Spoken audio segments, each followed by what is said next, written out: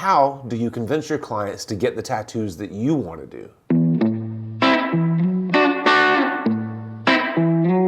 That question of convincing clients to get the tattoos that you want to do is a very common one. We've gotten it a lot over the years. And I had an opportunity to do a tattoo yesterday that I thought would serve as a good example for this topic. So my first thought when I get that question is that it probably is coming from a newer tattooer that has not put the work in yet, doesn't have the experience to know exactly what types of tattoos that they want to do. Now, you might have a category in mind. I want to do more neo-trad work. I want to do more Japanese work, things like that. And that's fine to have a category that you want to work towards. But what I'm going to try to convince you of today is that that's secondary to the types of problems that you really need to be trying to solve at this stage in your career. So let's get to this piece from yesterday. My client came in for a consultation wanting a cicada. And she came pretty well prepared. She brought a lot of reference pictures, and some of the reference was just fine.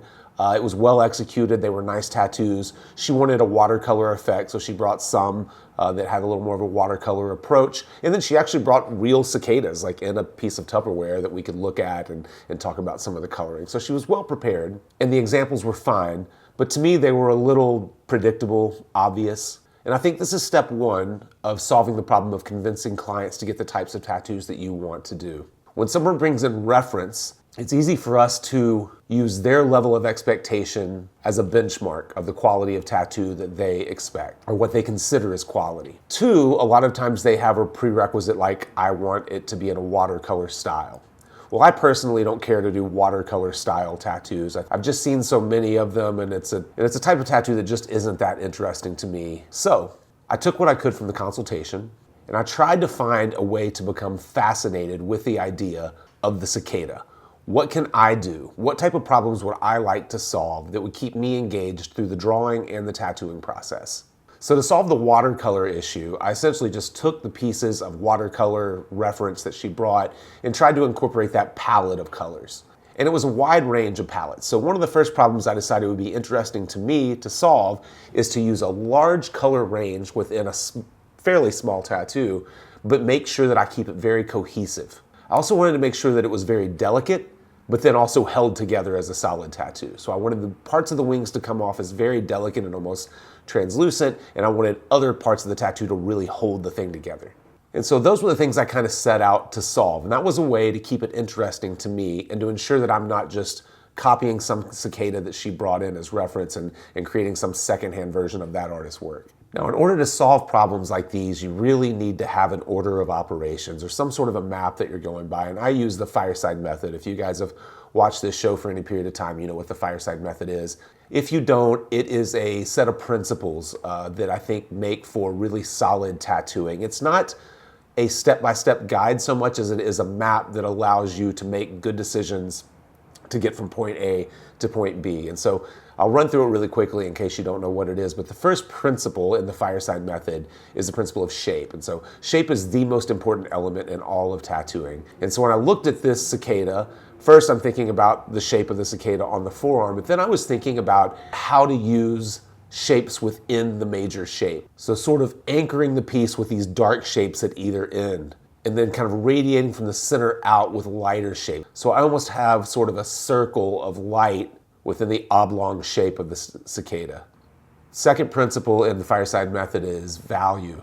And so I wanted to make sure that I had some really dark values, which I just mentioned in framing the edges of the piece, some medium values that I sort of framed the outer edges of the wings with, and then my lightest values kind of saved for the center. And so I'm almost assigning value ranges to different areas of the shapes. So at this point, I'm not thinking a lot about a cicada. I'm thinking about an interesting arrangement of shapes and values.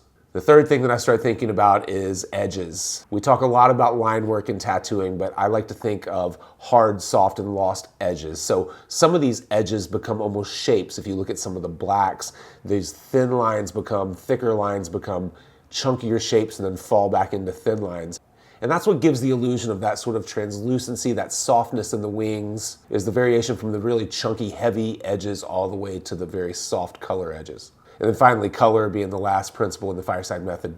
And I mentioned earlier that I tried to pull the colors from a lot of the watercolor types of pieces that my client brought in. And the main thing with the color, you can go most anywhere with it if you can keep up with where it sits on the value scale. And a great way to do that is while you're coloring, if you're coloring digitally through Photoshop or Procreate, is just to drop an adjustment layer on top of it so that you can turn on and off the saturation. So you can drop it to grayscale in and out as you want. And that helps you to see where those colors sit on a value scale so you don't end up misinterpreting some very high key, high chroma, bright color for being darker or lighter than it is.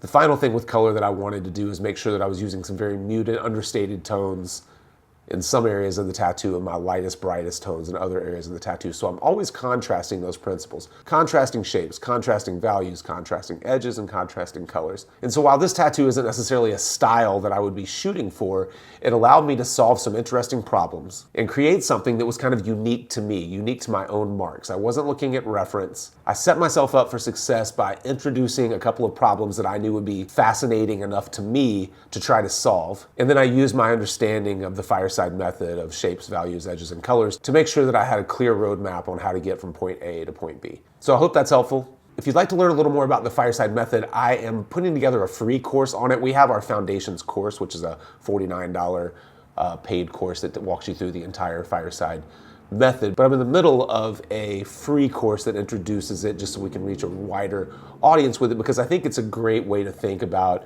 tattoo design, approaching tattoos. So I don't know when you're watching this, it may already be available. If so, it will be in the link below. If not, I do have a link to our mailing list below. You should click on that and you'll get a notification whenever it is released. Hey, I hope you're enjoying the episode. I wanted to take a quick minute to thank our newest partner, our newest sponsor. I'm excited to introduce you to Tattoo Trunk. Have you heard of them? So Tattoo Trunk is a tattooer-owned, tattooer-founded, modular, portable tattoo station, tattoo setup. And if you're a traveling tattooer, you should definitely listen to what I'm saying. I personally believe that my tattoo setup is vital to a successful and efficient tattoo session. So in my home studio, everything is set up in a particular way, and it's always that way for every single tattoo. But when I've tattooed at conventions or doing guest spots at other shops, I always feel a little discombobulated and out of place. My stuff just isn't where it's supposed to be, and it kind of throws me off and takes me a little longer to adjust to the tattooing process. Well, Tattoo Trunk has solved that problem. This modular system is completely customizable.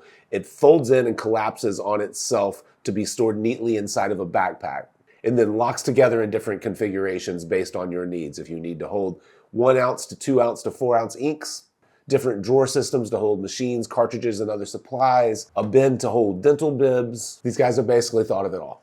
And as a special little bonus for Fireside viewers, subscribers, listeners, if you enter the promo code Fireside at checkout, you will get an extra 10% off of their trio or quad bundles. So like I said, if you're a traveling tattooer or just want to clean up your station, have something that's a little more put together, check out tattootrunk.com. You will find links to Tattoo Trunk somewhere around here, definitely in the description below and maybe even on the screen. Hey, thanks for supporting what we do, and I'll see you next time.